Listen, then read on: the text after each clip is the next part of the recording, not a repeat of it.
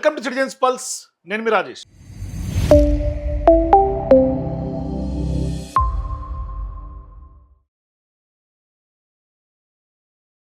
మనందరికీ తెలుసు, మే 16వ తారీఖున బండి భగీరథ పోక్సో కేసులో అరెస్ట్ అయ్యాడు.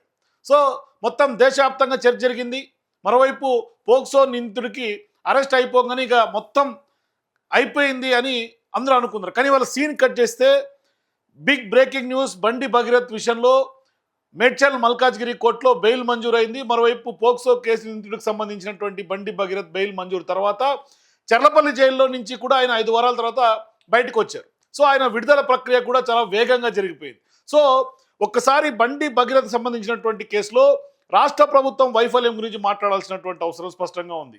ఎందుకు అంటే బండి భగీరథ్ వేసినటువంటి బెయిల్ పిటిషన్ను వ్యతిరేకంగా ఇవాళ ప్రభుత్వం తరఫున లాయర్లు ఎవరు వాదించకపోవటం, పబ్లిక్ ప్రాసిక్యూటర్లు అందరూ సైలెంట్ అయిపోవటం, మరోవైపు ఆ బాధిత కుటుంబానికి సంబంధించి కూడా పెద్ద ఎత్తున ఇవాళ వాళ్ళకి సపోర్ట్ చేయకపోవడం పోలీస్ వ్యవస్థ.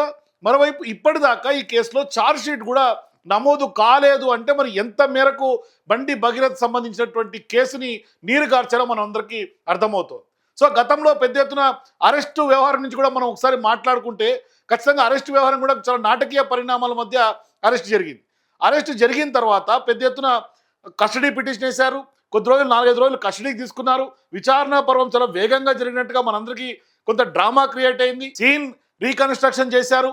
ఫామ్ హౌస్కి వెళ్ళారు పోలీసు ఉన్నతాధికారులందరూ కూడా పెద్ద ఎత్తున బండి భగీరథ్ తీసుకొని ఏం జరిగింది, సీసీ కెమెరాలకు సంబంధించినటువంటి విశ్లేషణ జరిగింది. ఇదంతా జరిగిన తర్వాత ఇప్పటిదాకా ప్రభుత్వం తరఫున పోలీసులు కానీ ప్రభుత్వం కానీ పూర్తిగా ఈ కేసును నీరు గార్చారేమో అన్న అనుమానాలు ఇవాళ బలపడుతూ ఉన్నాయి. ఎప్పుడైతే బండి భగీరథ్ సంబంధించినటువంటి వ్యవహారంలో పోక్సో కేసులో బెయిల్ వచ్చిందో, పోక్సో కేసులో నిందితుడిని అరెస్టు కూడా చాలా తాత్సారంగా చాలా వరకు కూడా కేంద్ర హోంశాఖ మంత్రి తనయుడు కాబట్టి కొంత చట్టాలు చుట్టాలుగా మారినటువంటి వ్యవహారం కూడా మనకు కనిపిస్తుంది ఈ కేసులో. మరోవైపు పెద్ద ఎత్తున అరెస్టు చేసిన తర్వాత కూడా మేము సరెండర్ చేశామని వాళ్ళ తండ్రి గారు కేంద్ర మంత్రి చెప్తే, లేదు మేమే అరెస్ట్ చేశామని రేవంత్ రెడ్డి గారు కూడా పెద్ద ఎత్తున తెర మీద తీసుకొచ్చారు. సో ఈ 2 వాదనలు చాలా వరకు ఉన్నటువంటి క్రమంలో ఇప్పటిదాకా ఛార్జ్ షీట్ నమోదు చేయలేదు. మరోవైపు విచారణ జరుగుతున్నటువంటి క్రమం కూడా చూస్తే పూర్తిగా కేసును నీరు గార్చినట్టుగా మనకు కనిపిస్తుంది.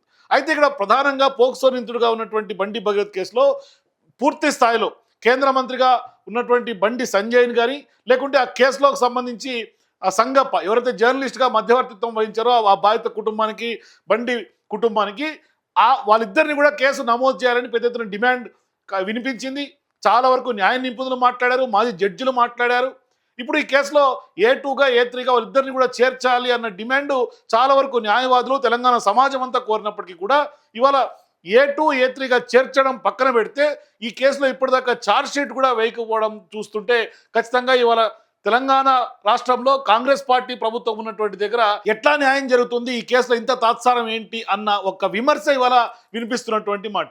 మరి ఇంతవరకు కేసు వివరాలు కానీ దానికి సంబంధించినటువంటి పురోగతి వ్యవహారం కూడా ఇప్పటిదాకా బాధిత కుటుంబానికి కూడా పోలీసు ఉన్నతాధికారులు చెప్పట్లేదు. పబ్లిక్ ప్రాసిక్యూటర్లు కూడా పూర్తిగా సైలెంట్ అయిపోతున్నారు ఈ కేసులో. అంటే ఒక్కసారిగా ఏం జరుగుతోంది, ఇక వ్యవస్థల మీద న్యాయం ఎట్లా వస్తుంది, మరి పోక్సో ఈ కేసులో బాధిత కుటుంబానికి న్యాయం ఎట్లా జరుగుతుంది? సో ఇక్కడ వ్యవస్థ అంతా కూడా నిందితుడికి మద్దతు ఇస్తున్నట్టు కనిపిస్తోంది. బాధితురాలకు కానీ ఆమె తల్లికి కానీ ఏమాత్రం పోలీస్ అధికారులు సహకరించట్లేదు, పబ్లిక్ ప్రాసిక్యూటర్లు సహకరించట్లేదు. అంటే ప్రధానంగా ఈ కేసులో ఏం జరుగుతుందో మనం అర్థం చేసుకోవచ్చు. సో పెద్ద ఎత్తున పోక్సో కేసులో మనం మొత్తం చూసాం.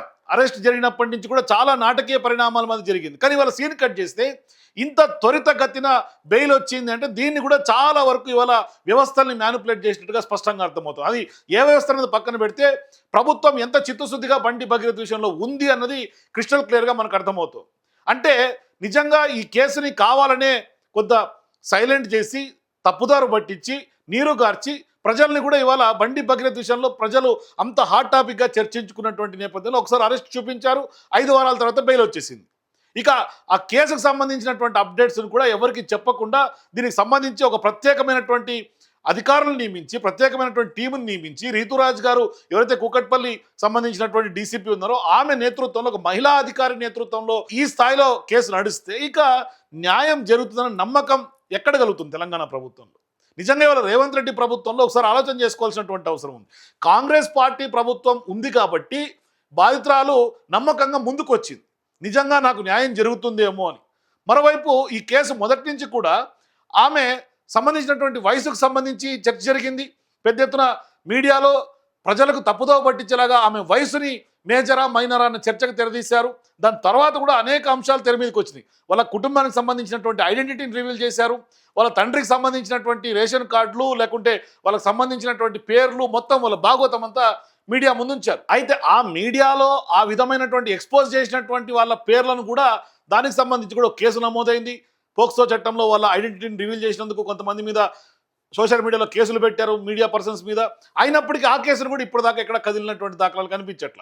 సో ఇట్లా చూసుకుంటే మొదటి నుంచి ఈ కేసుని ఎక్కడ సాధ్యమైనంత త్వరగానే కొంత దీన్ని తప్పుదోవ పట్టించే కార్యాచరణ, బండి భగీరథ్ను కాపాడే ప్రయత్నమే జరిగింది. కానీ ఎక్కడ కూడా బాధితురాలకు న్యాయం చేయాలని కానీ, బాధితురాల పక్షాన ప్రభుత్వాలు నిలబడాలని కానీ ఎక్కడ కూడా కనిపించినటువంటి పరిస్థితి. కానీ ఇవాళ బండి భగీరథ్ని అరెస్ట్ చేశామని ప్రభుత్వం పెద్ద ఎత్తున చెప్పుకుంది.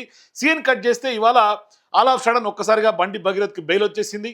తర్వాత పోలీసు వ్యవస్థ, అట్లాగే ప్రభుత్వం మొత్తం ఇవాళ బండి భగీరథ్కు కొంత సహకరించినటువంటి పరిస్థితి మనకు కనిపిస్తుంది. అంటే ఇప్పటిదాకా ఈ కేసులో పూర్తి స్థాయిలో మొదటి ఛార్జ్ షీట్ కూడా ఇప్పటిదాకా దాఖలు చేయకపోవటమే ఈ కేసులో ఎంత స్థాయిలో ప్రభుత్వాన్ని ఎంత సీరియస్గా తీసుకుందో ఈ కేసు అనేది అర్థమవుతుంది.